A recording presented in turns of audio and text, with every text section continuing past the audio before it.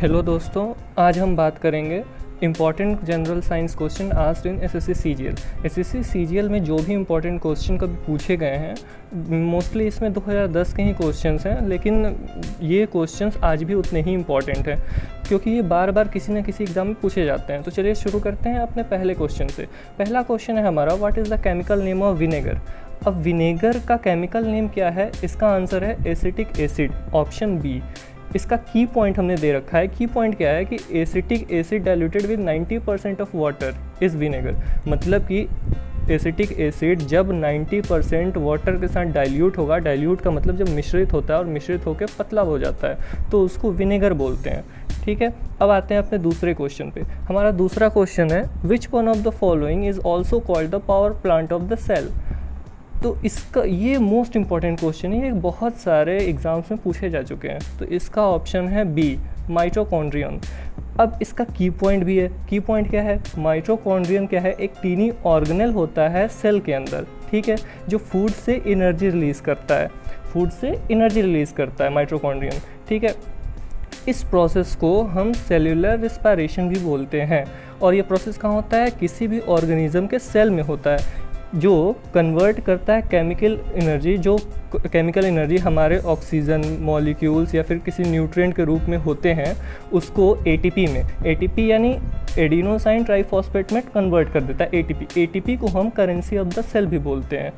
अब तीसरे क्वेश्चन पे आते हैं। तीसरा क्वेश्चन है हमारा, in which of the following process is energy released. इनमें से किस प्रोसेस में एनर्जी रिलीज होता है? तो इसका ऑप्शन है ए, रिस्पायरेशन। अब रिस्पायरेशन में की पॉइंट क्या है इसमें, इस क्वेश्चन में बनता है? की पॉइंट हमारा यही है कि एनर्जी जो रिलीज़ होता है रिस्पायरेशन में, उसमें क्या होता है कि लार्ज मॉलिक्यूल को स्मॉलर वन में तोड़ देते हैं। एनर्जी जब रिलीज होता है तो लार्ज मॉलिक्यूल को स्मॉल पार्ट्स में डिवाइड कर देते हैं to enable muscles contract and to keep temperature steady. मतलब कि हमारे जो मसल हो उसका मूवमेंट हो और टेम्परेचर हमारा कांस्टेंट बना रहे, स्टडी बना रहे।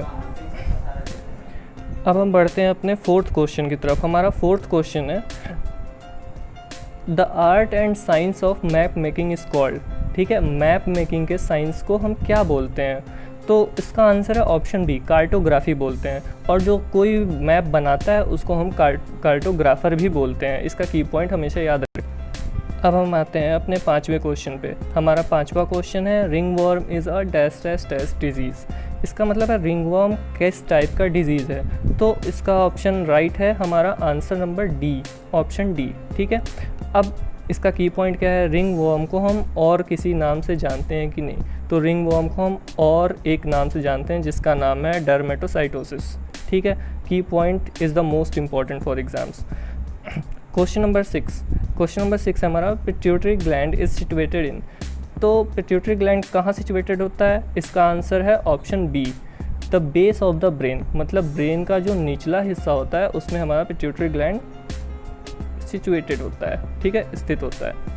इसका की पॉइंट क्या है? पिट्यूटरी ग्लैंड को हम मास्टर ग्लैंड भी बोलते हैं। क्यों बोलते हैं? क्योंकि ये कंट्रोल करता है, ठीक है, ये एक ऐसा हार्मोन प्रोड्यूस करता है जो कि सारे ग्लैंड्स को और बॉडी फंक्शंस को कंट्रोल करता है, ग्रोथ को भी कंट्रोल करता है। अब हम आते हैं अपने सातवें क्वेश्चन पे। हमारा सातवां क्वेश्चन है, saliva helps in the digestion of. तो इसका हमारा करेक्ट ऑप्शन है ऑप्शन बी, स्टार्च।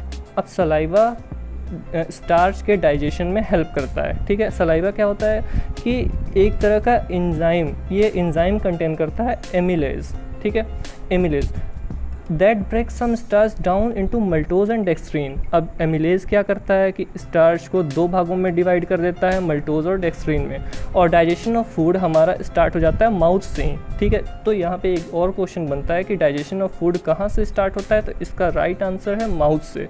और जब खाना स्टमक में पहुंचता है तो वहाँ पे भी डाइजेशन स्टार्ट होता है, लेकिन सबसे पहले अगर डाइजेशन कहीं से स्टार्ट होता है तो वो माउथ से स्टार्ट होता है। अब हम आते हैं अपने क्वेश्चन नंबर 8 पे। क्वेश्चन नंबर 8 है, iodoform is used as an. Iodoform किस तरह हम यूज़ करते हैं? तो इसका करेक्ट आंसर है ऑप्शन सी, एंटीसेप्टिक। आयोडोफॉर्म को हम और क्या बोलते हैं? ट्राई आयोडोमीथेन, ठीक है। ये क्या होता है? एक येलो क्रिस्टलाइन सॉलिड होता है। क्रिस्टलाइन मतलब कि एक क्रिस्टल टाइप में एक पीले कलर का सॉलिड होता है, ठीक है। ठोस होता है जो halogen compound, organic halogen compound के फैमिली से बिलोंग करता है। अब हम आते हैं अपने क्वेश्चन नंबर 9 पे। क्वेश्चन नंबर 9 है हमारा, artificial ecosystem is represented by. Artificial ecosystem हम कैसे दिखा सकते हैं अगर हमें दिखाना हो तो एक्वेरियम की मदद से। करेक्ट ऑप्शन है डी, एक्वेरियम। क्यों? एक्वेरियम में हमारा क्या होता है कि कई सारे फैक्टर्स, जैसे हम species, organism, amount of food, sunlight, temperature, हम सब कुछ दिखा सकते हैं। तो ये एक तरह से हमारा आर्टिफिशियल इकोसिस्टम बन जाता है। अब हम आते हैं अपने क्वेश्चन नंबर 10 पे। हमारा क्वेश्चन नंबर 10 है कि who invented vaccination for smallpox, मतलब स्मॉल पॉक्स के टीका का आविष्कार किसने किया था? तो इसका करेक्ट ऑप्शन है option C, Edward Jenner. Edward Jenner ने 1796 में स्मॉल पॉक्स के वैक्सीन का आविष्कार कर दिया था। Thank you, we will meet in the next video. Keep like and subscribe please.